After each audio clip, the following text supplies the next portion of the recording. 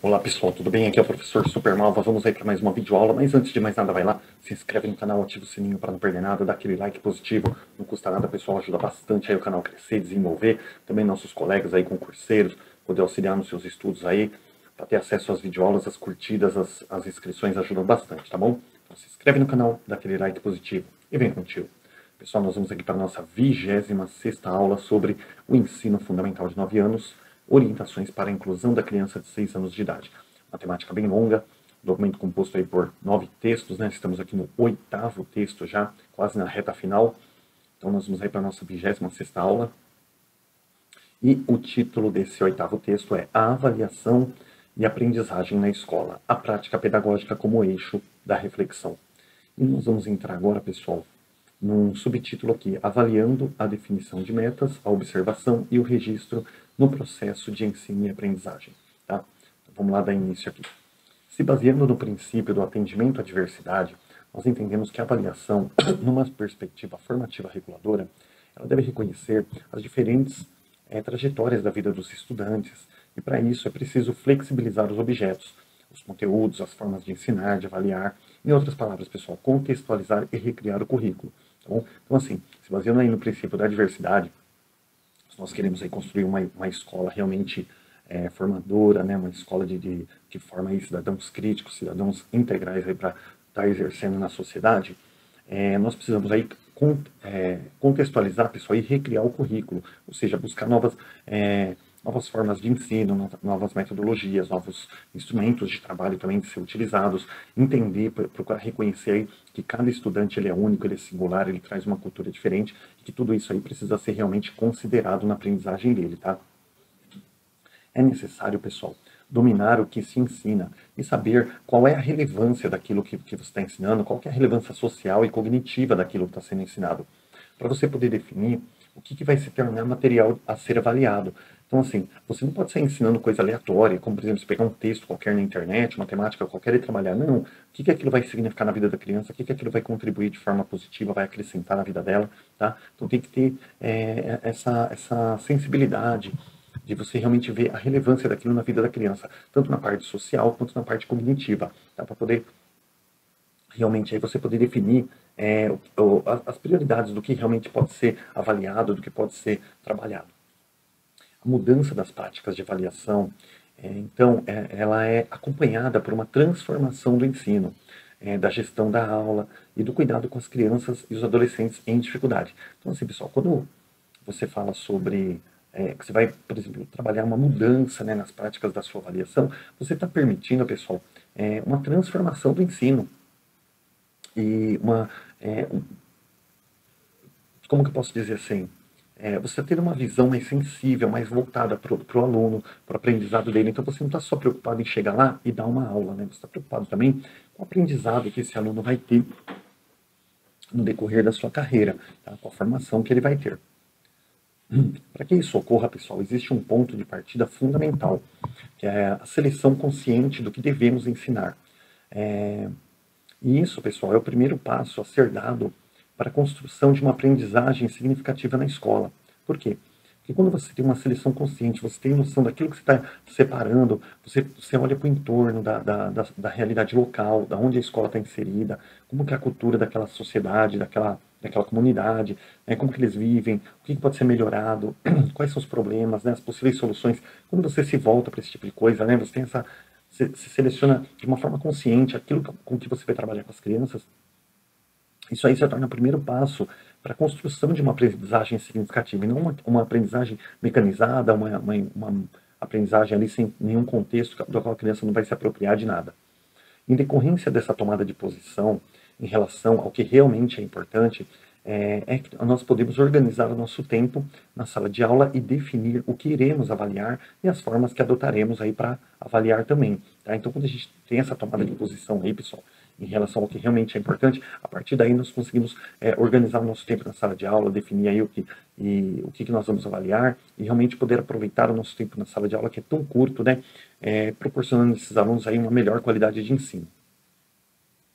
Na busca de sermos justos e eficientes como educadores, nós precisamos, pessoal, garantir a coerência entre as metas do que nós planejamos e o que realmente nós ensinamos e avaliamos. Por exemplo, chega lá no começo do ano, lá, naquele planejamento, você pega a coordenação, às vezes a coordenação meio empolgada lá, já chega lá e sai montando aqueles calendários gigantescos. Eu, por exemplo, na minha escola, né, eu sou sempre do contra lá, porque assim, a coordenação ela se empolga, ela vai montando um planejamento gigantesco lá, e eu falo, olha, não se esqueça que nós temos registro de avaliação, nós temos o diário, nós temos o nosso plano de aula, nós temos conteúdos ali, não de uma forma conteudista, mas de uma forma assim, nós temos conteúdos que precisam ser trabalhados ali, coisas importantes tal, além dos projetos que vão surgindo. Então toma cuidado com esses planejamentos de festas excessivas, né, projetos megalomaníacos aí, que de repente depois você não consegue executar tudo isso e gera aquela frustração, né, aquele sentimento de que, poxa, alguma coisa a gente fez de errado que não conseguiu fazer tudo isso. E não, na verdade, foi um planejamento excessivo, um planejamento nível Circo do Soleil, uma coisa assim, muito maior do que nós daríamos condições de fazer durante o ano. Então não é que eu sou bonzão, o professor Supernova sabe de tudo. Não, pessoal, é que realmente você tem que pensar no começo do ano, você não pode se empolgar muito com tudo que você vai fazer, né? Mesmo quando você chega no final do ano, você recebe o 13º, opa, vou viajar pra Disney, vou comprar uma roupa, vou trocar de carro, Gente, vou comprar uma casa na praia. Não, você tem que pensar assim, olha, o que eu tenho de dívida, né? O que eu posso colocar em dia? Olha, tem que pensar que o mês de janeiro, dependendo do emprego que a pessoa tem, né? É um mês mais apertado. Então, assim, tem que avaliar todas essas coisas. Você não pode chegar lá, catar o 13º e sair querendo ganhar o mundo, fazendo dívidas aí que depois você não vai conseguir pagar, vai perder tudo. E a mesma coisa é o planejamento escolar. Então, eu, por exemplo, sou sempre aquele cara do contra, porque tudo que o pessoal vai lá, não, vamos fazer isso, vamos fazer aquilo. Eu falo, gente, não vai ter tempo hábil, não vai ter isso. Aí fala assim, pô, você é um cara, como fala, pessimista, né? Fica jogando areia. Não é jogando areia, você tem que ter uma coerência. E esse texto aqui, pessoal, graças a Deus, mostra que eu não estou tão errado assim. Porque ele fala assim, nós temos que garantir a coerência naquilo que a gente, nas metas que nós colocamos, né? Que nem eu vou falar, por exemplo, eu tô meio barrigudinho aqui, né? Aí eu falo assim, não, olha, minha meta é perder 15 quilos esse mês. Gente, só se eu parar de comer. Só se eu parar de comer e correr 100 quilômetros por dia, gente. Eu vou estourar meu joelho, minhas pernas e vou até ficar doente porque se eu não me alimentar, não é mesmo? Só se eu fizer isso para perder 15 quilos no mês. Ou se eu ficar doente, né? Deus o livre e guarde. Então, assim, eu não posso estabelecer uma meta, esse mês eu vou perder 15 quilos. Gente, uma coisa assim que é praticamente impossível. Manter uma dieta balanceada, um exercício, é praticamente impossível você perder 15 quilos no mês. Você não pode estabelecer uma meta da qual você tem mais ou menos consciência de que você não vai conseguir cumprir. Então, a mesma coisa no planejamento escolar. Você tem que ter uma coerência ali nas metas do que você planeja para ver se realmente você vai conseguir executar aquilo durante o ano e poder fazer uma avaliação completa ali dentro daquilo que você fez. Tá? A clareza sobre o que nós vamos ensinar, ela vai permitir, em cada etapa ou nível de ensino, delimitar as expectativas de aprendizagem, das quais dependem tanto dos nossos critérios de avaliação, quanto do nível de exigência. Ou seja, pessoal, a avaliação, né, ela tem que ser equivalente ao conteúdo.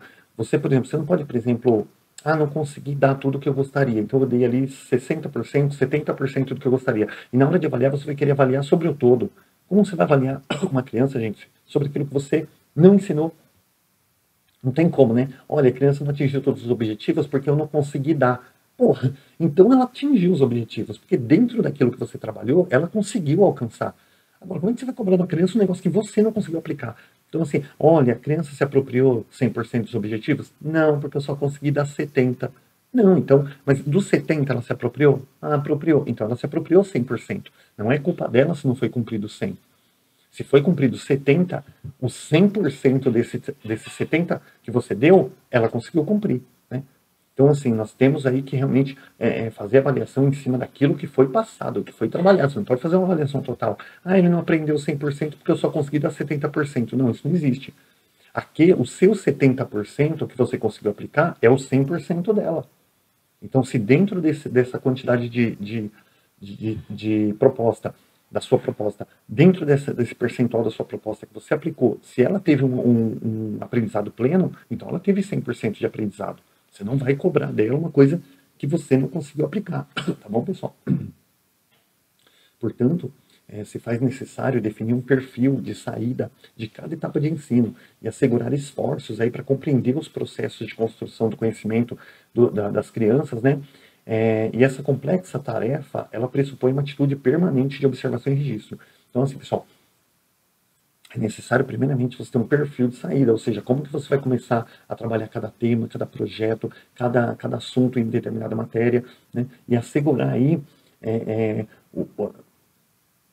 uma forma de compreender os processos de construção e ver se esses alunos estão aprendendo, se eles estão conseguindo atingir, se a metodologia que você está aplicando, os instrumentos de trabalho também estão sendo compatíveis com aquilo que está favorecendo o aluno. Tá? E tudo isso, pessoal, pressupõe aí uma atitude permanente de observação e registro. Você não pode chegar no final do bimestre lá e avaliar o aluno sobre aquilo que ele não conseguiu. Se ele não conseguiu, gente, é porque a sua metodologia não estava legal. Então, por isso aí que é importante essa observação permanente e o registro constante aí de todo o passo da criança. Porque quando você vê que ele está fugindo muito, você vai lá mediar ele para trazer ele de volta para o objetivo. Gente, independente dos instrumentos utilizados, a avaliação ela constitui sempre num processo contínuo de observação, tá? Dos avanços, descobertas, hipóteses, tá? Isso quando a avaliação ela não se limita a produzir notas ou conceitos, né, para fim de aprovação e reprovação, que é o que acontecia no ensino tradicional. Quando você quer uma avaliação para realmente ter uma boa formação, formar a criança ali para o preparo, para o exercício da cidadania, quando você tem realmente uma avaliação no intuito de ter uma escola formadora aí, para o exercício da cidadania, então você tem que ter realmente ali um processo contínuo de observação, de registro sobre cada passo aí de avanço da criança acerca do ensino, tá? Nesse processo, nós realizamos um diagnóstico do que os estudantes já sabem ao iniciarmos uma etapa de ensino e dos conhecimentos que vão construindo ao longo do período, tá? Então, assim, nesse processo, pessoal, quando a gente fala assim de realizar um diagnóstico, é você ver aquilo previamente, o que eles já sabem e começar a trabalhar a partir do conhecimento deles. Isso é uma coisa mais velha do que andar para frente. Eu já, quase todas as aulas eu tenho falado disso, principalmente essas questões de Paulo Freire também defende muito isso. É você trabalhar a partir do que ele já sabe, porque aí você vai dando uma continuidade. Ele não sente aquele degrau, aquela coisa brusca. Puxa, olha, eu achei que eu sabia tanto, cheguei na escola e descobri que eu não sei nada. Não. Você vai pegar realmente a partir daquilo que a criança já sabe, dentro daquilo que ela já se apropria, e começar a trabalhar a partir daquilo. Então ela vai sentir que realmente aquilo que ela aprendeu já tem um valor para a escola. Tá? A fim de que as informações observadas elas não se dispersem ou sejam esquecidas, né? Para que tenhamos também uma melhor condição de refletir sobre o ensino-aprendizagem, nós necessitamos proceder a um registro periódico, né, da situação de cada estudante em relação aos objetivos aí. Então, pessoal, mais uma vez aqui só um reforço, né? Realmente tem aquela avaliação constante, você tem um registro constante ali de cada passo, de cada avanço do aluno. Nos diferentes eixos trabalhados, tá? Empregando instrumentos variados, as práticas avaliativas mais defendidas atualmente compartilham esse ponto. O registro escrito de informações mais qualitativas sobre o que as crianças e os adolescentes estão aprendendo. Gente, então assim, quando a gente fala os instrumentos variados, né? Empregando instrumentos variados, as práticas avaliativas mais defendidas hoje, né? Elas falam muito sobre essa questão de você avaliar a qualidade da criança, a qualidade do aprendizado dela, não a quantidade. Uma criança assim, mas olha, aquele ali aprendeu um pouquinho, mas aquilo que ele aprendeu bem. Então isso que é importante, mais importante do que você despejar uma tonelada de conteúdo aí e a criança não se apropriar de nada, tá bom? Essas formas de registro qualitativo, baseado na qualidade ali do que a criança aprendeu, essas formas de registro qualitativo escrito, elas permitem, pessoal, várias coisas. Permitem que os professores comparem os saberes alcançados em diferentes momentos da trajetória vivenciada. Também os professores acompanhem coletivamente, de forma compartilhada, os progressos dos estudantes, tá? Que os estudantes realizem, né, uma autoavaliação, refletindo dessa forma sobre os próprios conhecimentos, suas estratégias, o que eles podem redefinir, o que eles podem melhorar, onde está a dificuldade deles, tá? Permite também, pessoal, que as famílias acompanhem sistematicamente os estudantes, podendo assim dar sugestões à escola, né, auxiliar a escola também. Olha, meu filho aprende muito bem, ele gosta muito de música, ou ele gosta muito de desenhar. Então, dessa forma, a família vai ajudando a escola aí uma forma melhor de trabalhar também com as crianças para obter aí um melhor resultado. Permite também, pessoal, que os coordenadores pedagógicos eles conheçam, né, o que vem sendo ensinado, aprendido ali também pelos estudantes. e possam também planejar os processos formativos dos professores, ou seja, onde ele vê que está as dificuldades é onde ele vai realmente achar uma temática ali que busque aprimorar aonde precisa melhorar na formação dos professores. A diversificação dos instrumentos avaliativos, pessoal, por sua vez, ela viabiliza um maior número e variedade de informações sobre o trabalho docente e sobre os percursos de aprendizagem, assim como uma possibilidade de reflexão acerca de como os conhecimentos estão sendo concebidos pelas crianças e adolescentes. Ou seja, gente, ter aí várias formas de avaliar, tá? Ter aquele registro constante, você tem um diário, você tem relatórios, você tem a observação também, porque também você não vai, cada aulinha que você dá, você vai lá e vai fazer uma anotação da criança. Não, você vai observando. Olha, no dia a dia ele participa, no dia a dia ele socializa com os colegas, no dia a dia, olha, tem momentos que ele gosta de trabalhar sozinho. Então você vai observando e você vai conhecendo a criança. Você também não vai ficar registrando tudo todo dia, daqui a pouco você vai ter uma pilha de papel lá, né? Nós aqui com 31, 35 alunos, mas vai ter uma bíblia de cada aluno, ninguém nem vai ler aquilo. Então assim, você vai também, a observação também é uma forma de avaliação. Tá bom? No final você faz um relatório, você também não vai fazer anotação todo dia ali de tudo que a criança faz, que cada criança faz, né? Então, assim, ter várias formas de avaliar aí também viabiliza aí um maior número de variedade de informações, né? E também uma forma melhor de conhecer a criança. Entender a lógica utilizada pelos estudantes em primeiro passo para saber como intervir e ajudá-los a aproximar dos conceitos que devem ser apropriados por eles, ou seja, gente, entender como eles chegaram ao resultado. Às vezes você pega uma criança, eu gosto muito de dar um exemplo, gente, eu tenho um probleminha no olho aqui, que eu fico piscando direto, às vezes resseca o olho. Assim, pessoal, às vezes você vai lá, passa uma conta para o aluno, e aquele aluno, em algum momento, ele errou um sinal, ou inverteu algum número ali, e a partir dali, ele chegou a um resultado completamente diferente do que deveria. Aí você vai dizer, tá errada. Não, chega para o aluno, você não pode chegar e falar que está errado. Você chega lá no aluno e fala assim, nossa, como que você chegou nesse resultado? Mostra para mim. Aí ele vai montando a conta, vai montando a conta. Em determinado momento você vai perceber que ele inverteu um sinal, você não fala nada. Você deixa ele terminar a conta e você vai ver que ele chegou naquele resultado correto, de acordo com aquele sinal que ele inverteu. Então assim, ele acertou a conta. O que ele errou foi um sinalzinho. Então, a partir daquele sinal que ele errou, ele chegou a um resultado correto, porque ele entendeu o conceito daquela conta, ele simplesmente só errou um sinal. E aí o que você vai fazer? Ah, sim, olha que legal, mas olha como ficou diferente do professor. Por que você não tenta colocar esse sinalzinho? Aí quando ele colocar o sinalzinho, você deixa ele fazer. Ele vai provavelmente chegar no resultado que você precisava. Então foi um sinalzinho que ele errou. Se você chega e falar a conta está errada, aquele aluno vai montar a conta igual várias e várias vezes e vai chegar sempre no mesmo resultado que você considera errado.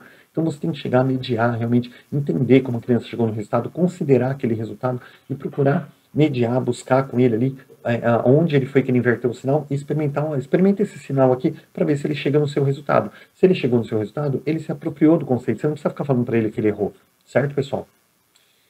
Pessoal, o uso de portfólios ele também pode ser muito útil aí para que os estudantes, né, sob a orientação dos professores, eles possam analisar as suas próprias produções, né, refletir aí sobre os conteúdos aprendidos e sobre o que falta aprender também. Tá? Então, portfólio, pessoal, antes de eu explicar o que é portfólio, deixa eu só completar aqui. Tal prática, né, ela é especialmente relevante por propiciar a ideia de que não cabe apenas ao professor avaliar o processo de aprendizagem, né? Tal concepção ela é contrária aí às orientações dadas em uma perspectiva tradicional, porque no tradicionalismo só o professor avaliava, o aluno ele se achava até incapaz de avaliar o próprio aprendizado dele. E através do portfólio você consegue realmente permitir ali que o aluno ele avalie, né, onde ele pode melhorar, tal. E se nós queremos, pessoal, que as crianças elas sejam cada vez mais autônomas, né, nós precisamos promover no nosso cotidiano situações em que os estudantes eles possam refletir eles próprios sobre os seus saberes, né, atitudes, vivenciando dessa forma uma avaliação contínua deles próprios, né, uma avaliação contínua e formativa da trajetória da sua aprendizagem. Mas falando no portfólio, pessoal, o que é um portfólio, né, para quem aí não sabe? Portfólio, pessoal, ele é um conjunto de diferentes tipos de documentos, diferentes coisas trabalhadas ali, uma atividade escrita, uma atividade pintada, uma fotografia que o professor tirou de uma atividade realizada no parque, na quadra. Então aqui, ó, pessoal, tem aqui alguns exemplos, ó, anotações pessoais, experiências de aula, trabalhos pontuais, controle de aprendizagem, e entre outros aí, né? Ele é um conjunto de diferentes tipos de documentos que proporciona evidências dos conhecimentos que foram sendo construídos, as estratégias utilizadas para aprender, né, a disposição de quem elabora para continuar aprendendo também. Ou seja, portfólio é um conjunto de documentos que auxilia tanto os estudantes quanto os professores e familiares a acompanhar o processo de ensino-aprendizagem. É como se fosse um catálogo, uma videoaula no papel. Tá? Então, assim, como que eu posso dizer? Um anuário. Sabe aquela coisinha? Contando a história da trajetória do estudante naquele ano letivo. Então, o portfólio é isso, é um documento que abrange aí várias atividades trabalhadas durante o ano, projetos aí, e vai mostrando ali o avanço dos alunos. Ao procederem à seleção das produções que constarão no portfólio, tanto os estudantes quanto os professores, eles precisam revisitar as situações em que os trabalhos foram produzidos e retomar os conceitos trabalhados. O portfólio é, portanto, pessoal, um facilitador da reconstrução e reelaboração por parte de cada estudante do seu processo de aprendizagem ao longo do período de ensino. Então, assim, para montar o portfólio é necessário que você volte às atividades que você fez, olhe, né, avalie ela, tal. Puxa, olha o que eu aprendi, olha o que eu precisava ainda aprender. Então, assim, ele permite aí que você reconstrua, reelabore ali, né, o seu processo de aprendizagem. Veja, professor, a gente podia voltar naquele tema, porque realmente ficou uma dúvida, tá? Então, ele permite esse tipo de coisa, ele é um facilitador. Assim, pessoal, a relevância ela não está no portfólio em si, né? Mas no que o estudante aprendeu ao construí-lo, né? Ou seja, ele constitui um meio para atingir um fim. Então, o portfólio em si, ele não tem valor, não é o importante assim, olha aqui meu portfólio, olha aqui, ó, meu portfólio. Não, não é isso. Mas o que consta dentro dele, o aprendizado que ele abrange, que ele mostra, ele é como se fosse um registro, como se fosse, não, me perdoem, ele é um registro do que você aprendeu. Então, assim, o portfólio ele é um meio para um fim, ou seja, através dele você vai revendo ali o seu aprendizado, vai vendo onde você tem dificuldade, onde você pôde avançar mais, onde você avançou menos, tá? Então, ele, na verdade, não é ele em si que é relevante, mas o que está dentro dele, o que você aprendeu, tá? O que ele mostra ali o que você aprendeu, tá bom? Dessa forma, é importante pensar que não basta selecionar, ordenar evidências de aprendizagem e colocá-las num formato para ser apresentadas, né? Mas é preciso refletir sobre o que foi aprendido, sobre as estratégias usadas, tá bom? Para aprender. Então, não é assim, não basta você montar um portfólio lindo para expor na escola, olha tudo que a gente aprendeu. Não. É importante você refletir sobre aquilo, se você realmente se apropriou daquele saber. Os diários de classe também, pessoal, quando ampliados. O que é um diário de classe ampliado, pessoal? O diário de classe é aquele que você põe a frequência, coloca lá o que foi trabalhado com os estudantes. Tal. O diário de classe ampliado é um diário em que você tem um espaço para cada estudante. Claro, não dentro do próprio diário, né? Normalmente você vai ter folhas adicionais ali. É um registro de cada estudante. Então ali você vai, como posso dizer ali, como se fosse um caderno, um diário de cada estudante, né? Cada passo que você vê ali, você vai escrevendo ali. Gente, é muito complicado fazer isso, porque você pega, por exemplo, uma prefeitura com 31, 35 alunos aí, não tem como você registrar, né, diariamente ou semanalmente o avanço de cada aluno. A gente não tem tempo hábil para isso, muita burocracia. Mas quando as escolas particulares, que tem menos alunos ali, é mais fácil de trabalhar. O diário de classe ampliado também, eles são muito valiosos para o acompanhamento do processo de ensino-aprendizagem, tá? Nessa forma de registro qualitativa, caracterizada pela presença nos diários de classe, né, de espaços ali, é fundamental que os professores e a equipe pedagógica reflitam sobre o que deve ser priorizado em cada etapa de ensino e planejem como organizar as anotações referentes aos percursos de aprendizagem das crianças. Para delimitar, gente, o parágrafo é bem grande, mas ele resume nisso que eu falei, tá? O diário de classe ampliado, que é aquele que você tem um espaço para cada aluno e registra coisas sobre cada aluno ali, eles são valiosos para o acompanhamento do processo de ensino-aprendizagem de cada um. Tá? E dessa forma, o registro é feito de uma forma qualitativa, não quantitativa, o quanto a criança aprendeu, mas o que ela se apropriou ali e o quanto ela se apropriou de cada assunto daquele, tá? Também vai ser avaliada ali a presença da criança, que é uma coisa muito importante. Então, assim, é isso, tá? Para delimitar o que registrar, no entanto, é fundamental a partir dos objetivos relevantes, pessoal, definir metas prioritárias e construir instrumentos de avaliação que permitam ao estudante evidenciar o que ele pensa sobre o que está sendo aprendido. Então, assim, para você poder registrar isso lá no diário ampliado, pessoal, é necessário você partir de objetivos relevantes. Aquilo que eu falei. Eu falei isso umas 2 aulas atrás aí, pessoal, que eu falei assim. Você tem 100% de matemática para trabalhar. Dentro de cada ciência ali, dentro de cada disciplina, você tem uma temática. Senão eu falo rápido, sai matemática, né? Não. Uma temática para trabalhar. Uma quantidade. Só que muitas vezes a gente sabe que não dá para cumprir tudo aquilo que a gente programou, que é necessário. O que você vai fazer? Você vai definir de uma forma decrescente o que é mais importante do que é menos importante. Você vai procurar definir aquilo. E cada matéria, cada disciplina, você vai procurar trabalhar sempre o que é mais importante de cada uma. E vai descendo isso em nível, né, decrescente aí, né, do mais importante. Vai descendo o segundo mais importante, o terceiro mais importante. Por quê? Porque se chegou no final do ano e você não conseguiu trabalhar tudo, você trabalhou pelo menos o que era mais importante de cada matéria. Tá? Então você conseguiu garantir ali a melhor qualidade de ensino possível para aquele aluno durante aquele ano. Tá? Então você precisa definir também as metas prioritárias. O que é realmente prioridade ali para trabalhar? Tem muita coisa importante para trabalhar, mas o que é prioridade? Às vezes uma coisa que está acontecendo atualmente, vou dar um exemplo agora do coronavírus, por exemplo, né? Ele é mais importante ser trabalhado naquele momento do que aquele conteúdo tradicional. Muitas vezes o conteúdo tradicional ele é mais importante do que aquele café com leite, aquele arroz com feijão que está acontecendo diariamente ali na comunidade.